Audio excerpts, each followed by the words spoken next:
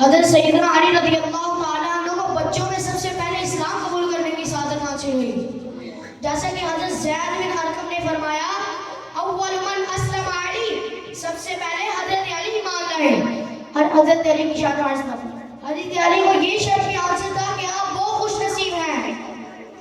کہ جنہیں عرش پر قدم رکھنے والے آقا کائنات دو جہاں صلی اللہ علیہ وآلہ وسلم نے ارشاد فرمایا اسعد علی من کبش، علی میرے کندھوں پر چڑھ جاؤ اور کعبہ کے اندرونی چھتوں سے بت گرا دو۔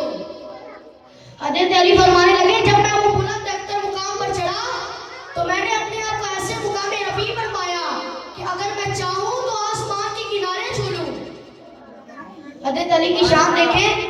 کہ حضرت علی فرماتے ہیں کہ مجھے خیال آتا تھا کہ اگر میں چاہوں تو آسمان کے کنارے چھو لوں۔ آپ کے مقام و مرتبہ پر دلالت کرتی ایک اور روایت میں ہے کہ تاجدار رسالت صلی اللہ علیہ وآلہ وسلم نے ارشاد فرمایا کہ جس کا میں مددگار ہوں علی بھی اس کا مددگار ہے۔ شاعر کیا خوب لکھتا ہے کہ علی کا عشق تو زندگی سوار دیتا ہے، علی کا عشق تو